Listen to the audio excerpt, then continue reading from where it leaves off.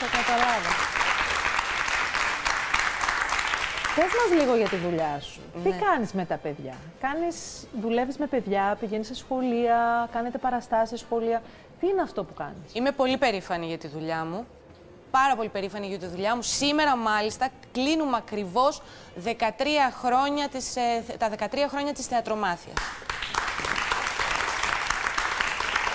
Τι είναι η Θεατρομάθεια, λοιπόν? Η Θεατρομάθεια είναι μια καλλιτεχνική εταιρεία. Οι νεότεροι μπορούν να την αναζητήσουν και στο ίντερνετ. Έχουμε έντονη παρουσία και με δικό μας στο χώρο και στο YouTube και στο Facebook και σε blogs.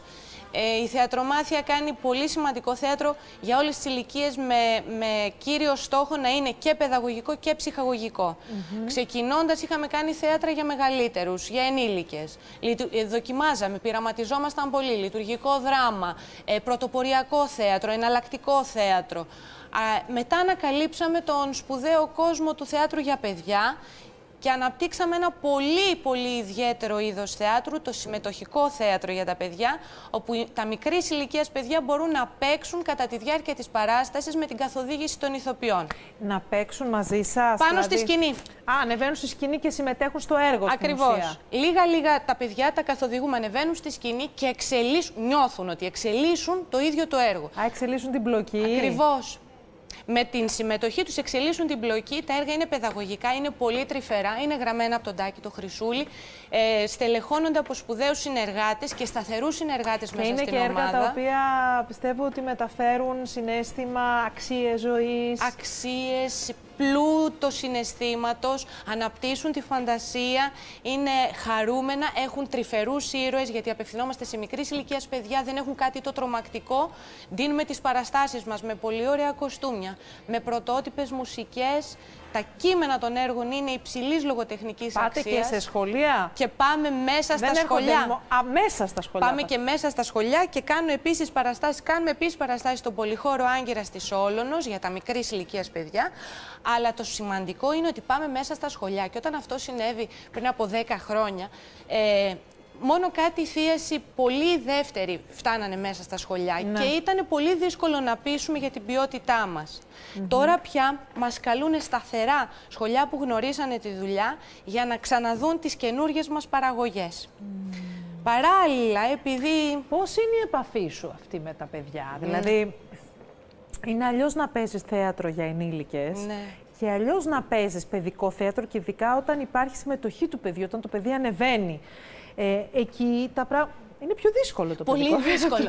Πολύ δύσκολο. Είναι πιο δύσκολο να βγεις στη σκηνή και να κερδίσεις το παιδί και να του τραβήξεις την προσοχή, δηλαδή να το κάνεις να αφοσιωθεί στο έργο. Είναι πιο δύσκολο από ότι να παίξει ενήλικες. Την ωραιότερη φράση από θεατή την έχω ακούσει από παιδί. Είναι πάρα πολύ δύσκολο, αλλά προφανώς κέρδισα το στοίχημα μέσα στα χρόνια και εγώ και όλοι οι συνεργάτες, γιατί είναι πολύ αξιόλογοι όλοι οι ηθοποιοί που έχουμε στην Θεατρομάθεια και οι συνεργάτες.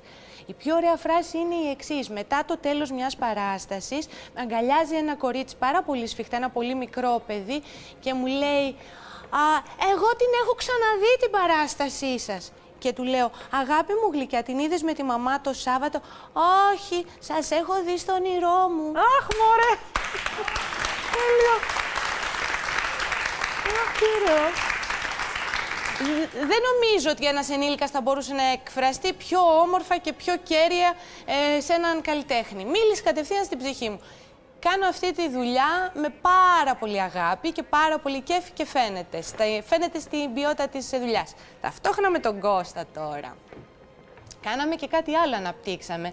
Το νεανικό, εφηβικό και προεφηβικό θέατρο, που το είχα λίγο αφήσει στην άκρη. Κάνουμε μια πολύ ωραία κωμωδία του συζύγου μου, του Τάκη του Χρυσούλη, που έβαλε όλη του την τέχνη, την κωμική, ο Κώστας. Κάνουμε τον τρελό υπηρέτη του Λυσία. Ο Κώστας, όπως καταλαβαίνετε όλοι, είναι ο υπηρέτης. Είναι πάρα πολύ κωμικό το έργο και βασίζεται στον υπεραδυνά του λόγο του Λυσία. Είναι για τα μεγαλύτερα παιδιά, δηλαδή από τρίτη δημοτικού μέχρι και λύκειο. Με πάρα πολύ ωραίο τρόπο, με ένα πολύ κωμικό έργο, τα παιδιά θα γνωρίσουν το Λυσία, την αρχαία Ελλάδα και τον υπεραδυνά του. Αυτές είναι εξαιρετικές παραστάσεις και είναι πολύ ωραία ιδέα να παίρνετε τα έργα που διδάσκονται τα παιδιά στο σχολείο και να κάνετε τα έργα παράσταση, γιατί τα βοηθούν πάρα πολύ να εξελίξουν τη σκέψη τους πάνω σε αυτό που μαθαίνουν στο σχολείο. Έτσι. Αλίκη, χάρηκα πάρα πολύ που σε γνώρισα. Κι εγώ. Χάρηκα πάρα πολύ. Σε ευχαριστώ που ήρθες στην εκπομπή. Σε ευχαριστώ που με κάλεσες.